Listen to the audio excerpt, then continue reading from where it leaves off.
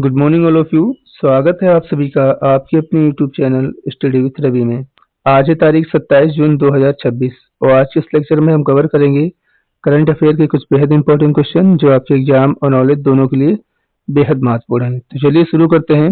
हमारा पहला प्रश्न है, किस राज्य सरकार द्वारा मुख्यमंत्री कन्या सुमंगला योजना 2026 शुरू की गई? आपका आंसर हो जाएगा उत्तर प्रदेश। जान लेते हैं इसके बारे में। मुख्यमंत्री कन्या सुमंगला योजना उत्तर प्रदेश सरकार की एक बेहद महत्वपूर्ण योजना है। इस योजना का मुख्य उद्देश्य राज्य में बेटियों के जन्म को बढ़ावा देना, बाल विवाह को रोकना, ठीक है, और उनकी शिक्षा को जो है सुनिश्चित करना इसका मेन उद्देश्य है। ठीक है, योजना की कुछ विशेषताएं भी हैं। इसमें जो है कुछ सहायता राशि दी जाएगी। सरकार द्वारा इस योजना के तहत जो है बेटियों को कुल 25,000 की वित्तीय सहायता दी जाएगी। ठीक है, यह राशि सीधे बैंक खातों में जो है 6 अलग अलग चरणों में भेजी जाएगी। ठीक है, पहली राशि बेटी के जन्म होने पर, दूसरी 1 वर्ष कंप्लीट होने पर और सभी आवश्यक टीके लगने पर। ठीक है, फिर अगली एक कक्षा 1 में प्रवेश करने होने पर, फिर अगली कक्षा 6 में, फिर 5वीं जो है कक्षा 9 में प्रवेश होने पर, फिर लास्ट वाली जो है कक्षा 10 या 12 पास होने के बाद जो है स्नातक या किसी डिप्लोमा कोर्स में दाखिला देने पर दी जाएगी। ठीक है, तो याद रखिएगा कन्या सुमंगला योजना 2026 किसके द्वारा शुरू की गई है? तो ये उत्तर प्रदेश के द्वारा शुरू की गई है। ठीक है, आगे बढ़ते हैं अगले प्रश्न की तरफ। अगला प्रश्न है हमारा, फीफा ने हाल ही में किस देश के फुटबॉल संघ को जो है निलंबित कर दिया है? तो आपका आंसर हो जाएगा नेपाल। ठीक है, जान लेते हैं इसके बारे में कि निलंबन का कारण क्या है। पहले हम ये जान लेते हैं। फीफा के नियमों के अनुसार किसी भी देश का फुटबॉल संघ पूरी तरीके से क्या है, स्वतंत्र होना चाहिए, और नेपाल सरकार और राष्ट्रीय खेल परिषद के हस्तक्षेप के कारण ने जो फीफा को यह बड़ा कदम जो है उठाया है। ठीक है, अब इसका इम्पैक्ट क्या पड़ेगा नेपाल के ऊपर ये भी जान लेते हैं। नेपाल को मिलने वाली फीफा की फंडिंग, ट्रेनिंग प्रोग्राम और विकासात्मक जो योजनाएं हैं तब तक रुकी रहेंगी जब तक यह निलंबन पूरा तरीके से हटा नहीं दिया जाएगा। ठीक है, तो याद रखिएगा फीफा ने भी किसको बैन किया है? तो फीफा ने भी नेपाल को जो है निलंबित कर दिया है। ठीक है, चलिए आगे बढ़ते हैं। फीफा की अगर बात की जाए तो इसकी स्थापना 21 मई 1904 को हुई थी। स्थापना पेरिस फ्रांस ने मिलकर की थी। वर्तमान इसका मुख्यालय ज्यूरिख स्विट्जरलैंड में है। उसके संस्थापक देश जो है France, Belgium, Denmark, Netherlands, Switzerland, ठीक है, स्वीडन, स्पेन इसके जो है संस्थापक देश हैं। ठीक है, वर्तमान अगर अध्यक्ष की बात की जाए तो वर्तमान में इसके अध्यक्ष जो है गियानी इन्फेंटिनो इसके अध्यक्ष हैं। ठीक है, तो हमारा प्रश्न था फीफा ने अभी किसको हाल ही में निलंबित कर दिया है? तो नेपाल को जो है निलंबित कर दिया है। चलिए आगे बढ़ते हैं अगले प्रश्न की तरफ।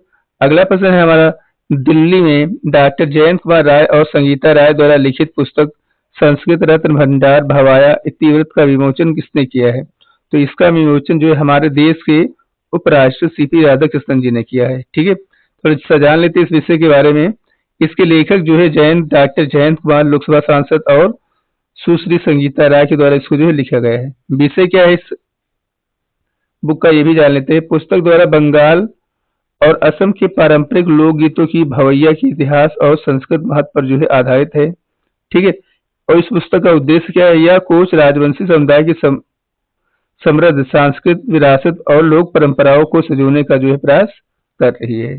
ठीक है, तो याद रखिएगा ये जो सांस्कृतिक रत्न भंडार पुस्तक है ये जो है डॉक्टर जयंत कुमार राय और संगीता राय के द्वारा लिखी गई है, और इसका विमोचन जो है हमारे देश के उपराष्ट्रपति सीपी राधाकृष्णन जी के द्वारा जो है किया गया है। ठीक है, चलिए आगे बढ़ते हैं अगले प्रश्न की तरफ। अगला प्रश्न है, फ्रांसिस्को गुटेरेस जिनका 71 वर्ष की आयु में निधन हो गया है, वे किस देश के पूर्व राष्ट्रपति थे? ठीक है, तो आपका आंसर हो जाएगा तिमोर लेस्ते। ठीक है, ये तिमोर लेस्ते के उपराष्ट्रपति थे। अभी इनका हाल ही में निधन हो गया है। ठीक है, इनके अगर कार्यकाल की बात की जाए तो 2017 से 2022 तक जो है तिमोर लेस्ते के छठे राष्ट्रपति के रूप में इन्होंने अपनी सेवाएं दी हैं।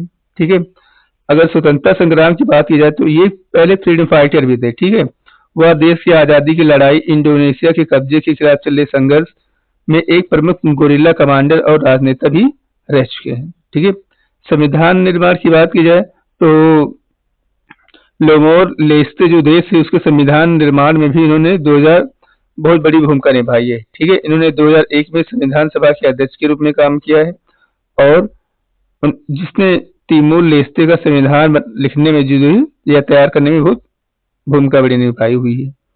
तो तिमोर लेस्ते की राजधानी है दिल्ली, मुद्रा अमेरिकी डॉलर और यहाँ का जो प्रमुख खेल है वो है फुटबॉल। तो याद रखिएगा, ठीक है।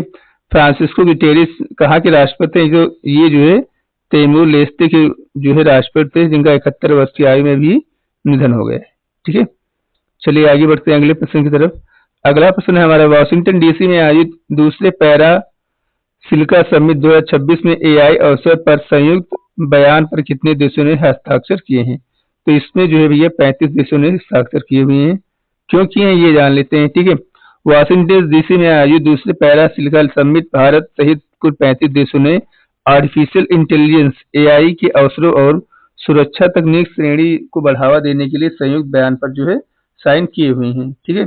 अब भारत की तरफ के प्रतिनिधित्व की अगर बात की जाए तो इस सम्मेलन में भारत की प्रतिनिधित्व का जो है इलेक्ट्रॉनिक और सूचना मंत्रालय के सचिव एस कृष्णन जी ने किया हुआ है, ठीक है। तो हमारा प्रश्न था, वाशिंगटन डीसी में आयोजित दूसरे पैरा सिलिका समिट 2026 में एआई अवसर पर संयुक्त बयानों पर कितने देशों ने साइन किया है? तो 35 देशों ने साइन किया है और भारत की तरफ से इसका प्रतिनिधित्व जो है इलेक्ट्रॉनिक और सूचना मंत्रालय के सचिव एस कृष्णा ने किया हुआ है, ठीक है। अगला हमारा प्रश्न है, अक्टूबर 2026 में दूसरी बार इथियोपिया का प्रधानमंत्री किसे नियुक्त किया जाएगा? तो आपका आंसर हो जाएगा अबी अहमद। अब जान लेते हैं इनके बारे में, ठीक है। अबी अहमद की पार्टी ने टोटल 501 सीटों में 438 सीटों पर एक तरफा जीत दर्ज की है, जो कि संसद में करीब 90% का बहुमत माना जा रहा है, ठीक है। अगर इनके कार्यकाल की बात की जाए तो अबी अहमद पहली बार जो साल 2018 में अपने देश के प्रधानमंत्री बने थे, ठीक है। और इनसे रिलेटेड जो है नोबेल पुरस्कार याद रखिएगा, ठीक है। 2019 में इनको दिया गया था। क्यों दिया गया था ये जान लेते हैं। इन्हें पड़ोसी देश इरिट्रिया के साथ लंबे समय से चले आ रहे सीमा संघर्ष को समाप्त करने के प्रयासों के लिए वर्ष 2019 में इन्हें नोबेल पुरस्कार, शांति के नोबेल पुरस्कार से सम्मानित किया गया था, ठीक है। तो याद रखिए 2019 में शांति पुरस्कार इनको दिया गया था, ठीक है। ये इथियोपिया के प्रधानमंत्री बनेंगे और इस लिस्ट में है भी, ठीक है। नाम क्या है? अबी अहमद, ठीक है। चलिए आगे बढ़ते हैं अगले प्रश्न की तरफ। अगला हमारा प्रश्न 12वीं भारत EU मानवाधिकार बैठक कहाँ आयोजित की जाएगी? ठीक है, तो आपका आंसर हो जाएगा नई दिल्ली। अब जान लेते हैं इसके बारे में, ठीक है। सह अध्यक्षता की अगर बात की जाए तो इस उच्च स्तरीय बैठक की सह अध्यक्षता भारत के विदेश मंत्री के अतिरिक्त सचिव EU पश्चिम पीयूष श्रीवास्तव जो है करेंगे, ठीक है। और भारत में यूरोप संघ के राजदूत हार्वे डेल्फिन ने जो की हुई है, ठीक है। भारत की तरफ से पीयूष श्रीवास्तव और EU की तरफ से जो हार्वे डेल्फिन ने की हुई है, ठीक है। विषय क्या है इस वार्ता का? दोनों पक्षों ने नागरिक और राजनीतिक अधिकारों, महिलाओं और बच्चों के अधिकारों, LGBTQI अधिकारों और प्रवासियों की सुरक्षा जैसे महत्वपूर्ण विषयों पर जो है गहन चर्चा की है, ठीक है। विशेष समझौते की बात की जाए इन दोनों EU और भारत के बीच में, तो दोनों देशों ने समकालीन चुनौतियों को देखते हुए एक सुरक्षित, टिकाऊ और मानव केंद्रित आर्टिफिशियल इंटेलिजेंस को विकसित करने की अपनी जो पहल को साझा और प्रतिबद्धता को जो है दोहराया हुआ है, ठीक है। यूरोपीय संघ की अगर बात की जाए, जिसे EU बोलते हैं, तो ये 27 देशों का एक अनूठा राजनीतिक और आर्थिक संगठन है जो एक इकाई के रूप में मिलकर कार्य करता है, ठीक है। इसकी स्थापना 1 नवंबर 1993 को मास्ट्रिक्ट संधि के तहत हुई थी, ठीक है। सदस्य देश की बात की जाए तो इसमें 27 सदस्य देश हैं, ठीक है। और यूनाइटेड किंगडम 2000 में इससे ब्रेक्जिट के तहत जो इससे अलग हो गया था। मुद्रा की बात की जाए तो इन लोगों की जो मुद्रा होती है वो कहलाती है यूरो, ठीक है। बुल्गारिया 2026 में इसको जो है अपनाने वाला 21वां देश बना हुआ था, ठीक है। किसको? EU को, ठीक है। आगे बढ़ते हैं।